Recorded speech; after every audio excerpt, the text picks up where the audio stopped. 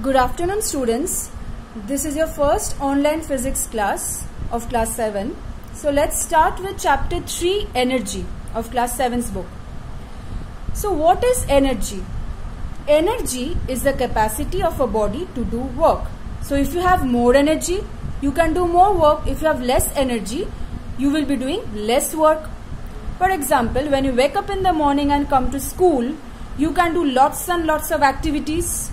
You are full energetic at that time, but when you go back home, you feel lethargic. You feel like not doing any work or not studying at all. So that means you are having less energy and your body has less capacity to do work. So energy is defined as a capacity to do work. Now energy, you know that the primary source of energy is sun.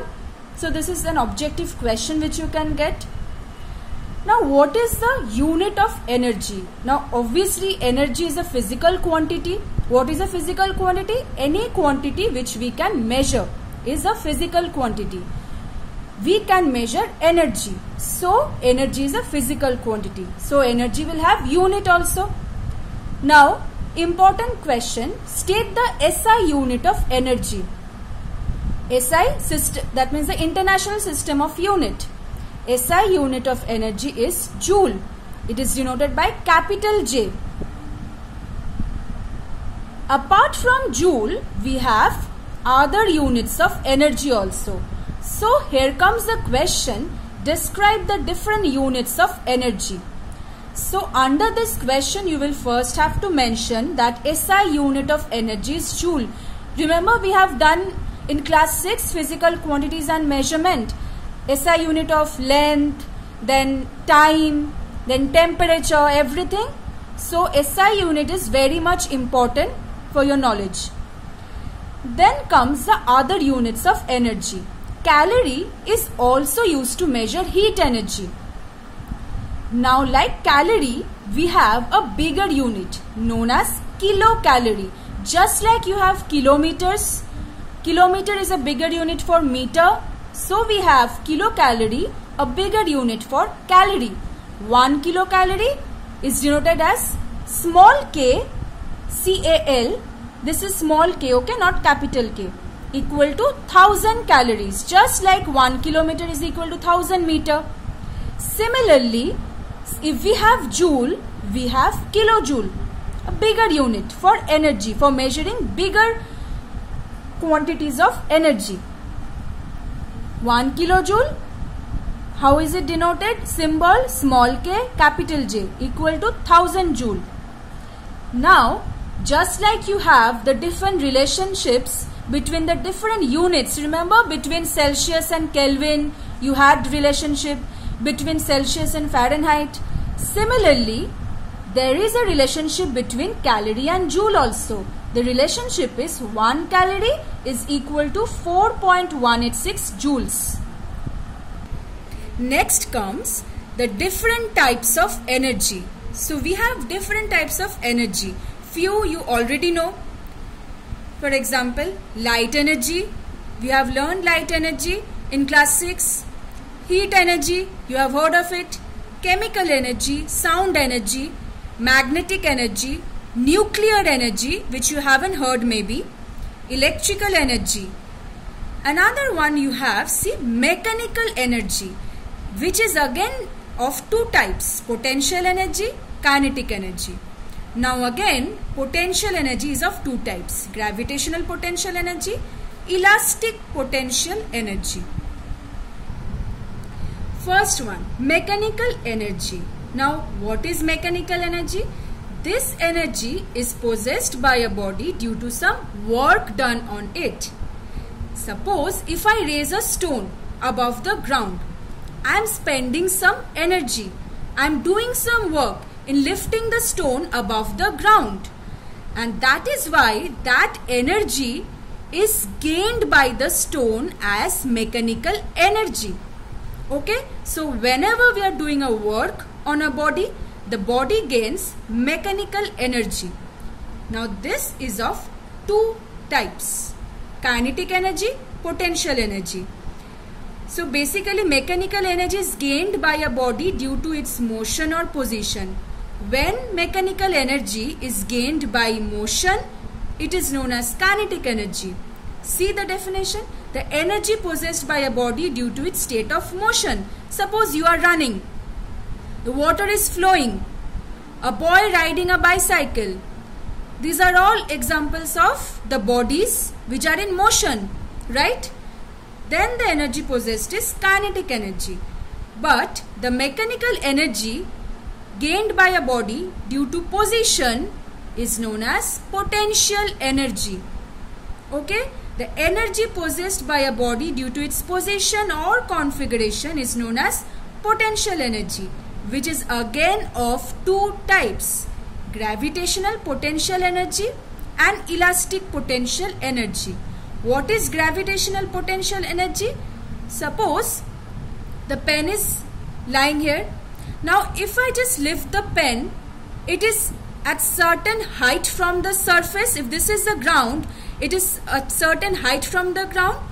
Due to the raised position, due to this height, the energy possessed by the pen is known as gravitational potential energy.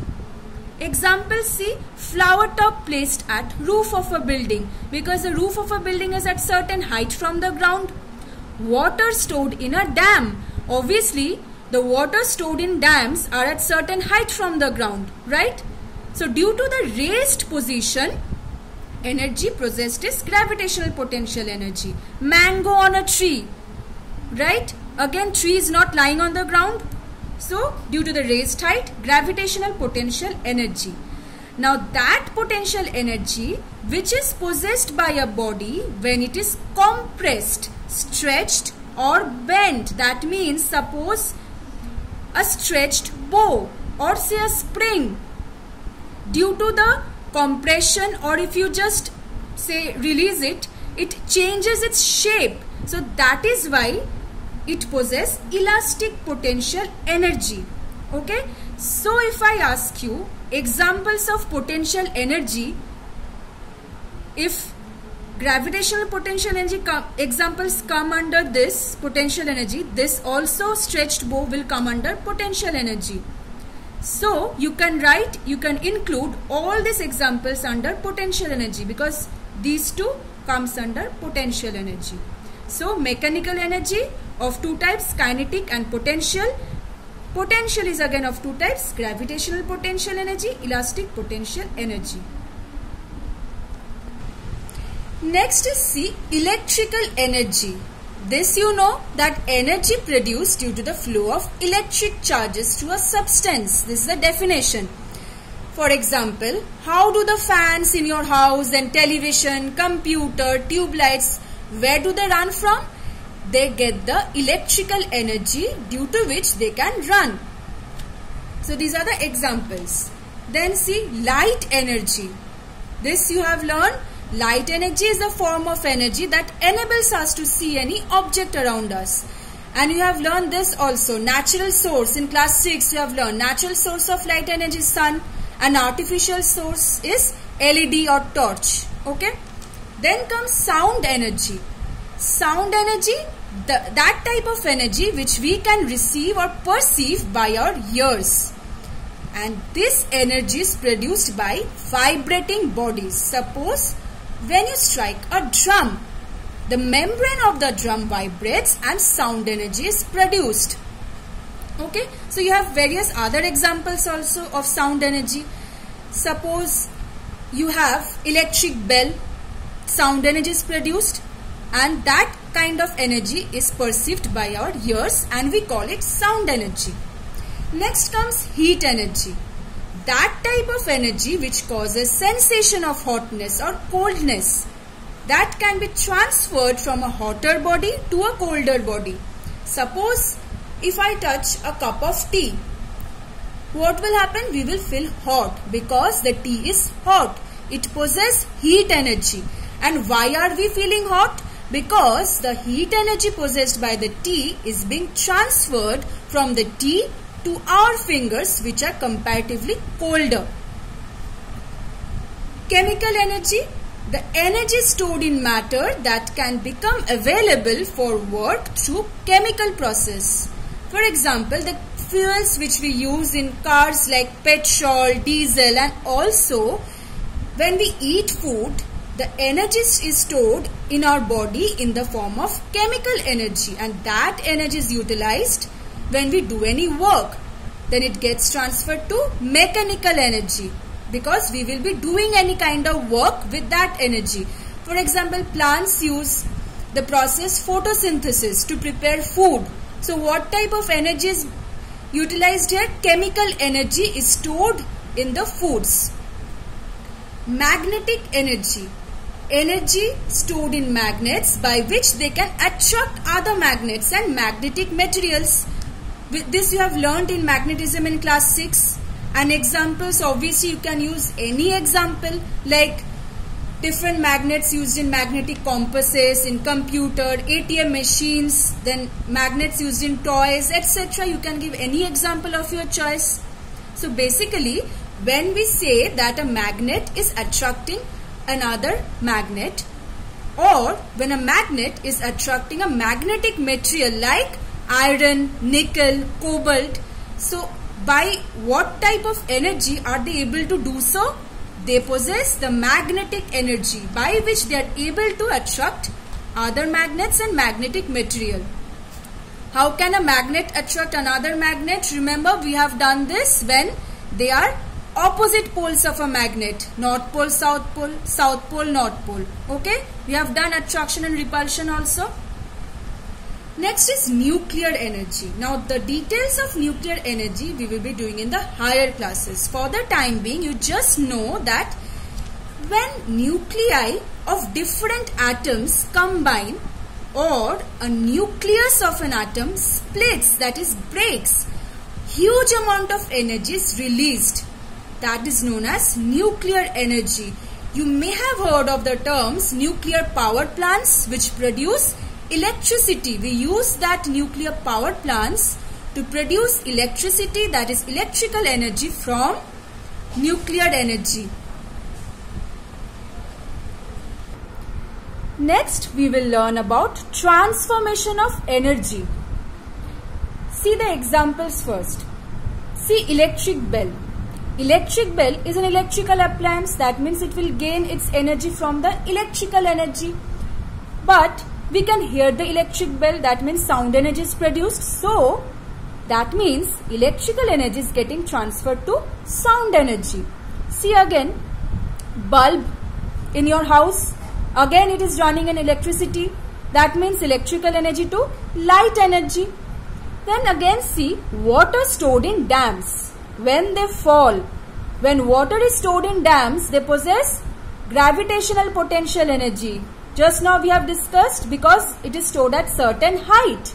That is why it possesses gravitational potential energy. Now when it falls, that means water in motion. Potential energy converted to kinetic energy then. Again, when a car engine runs, chemical energy of fuel is converted to kinetic energy because the car is running in motion. That is why.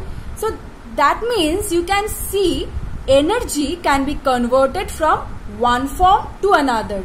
This conversion of energy from one form to another is known as transformation of energy. So if I ask you what is transformation of energy, what is it? You'll have to write this definition. These are the few examples. Next is law of conservation of energy. The law of conservation of energy says that we can neither create energy nor destroy energy, but we can only transform energy from one form to the other, provided the total energy will remain constant. So what is it? That means what is the law of conservation of energy? If I ask you, energy can neither be created nor destroyed, but transferred from one form to another, total energy remaining constant. For example, let's see this question. Explain the energy conservation in roller coaster. What happens in the roller coaster?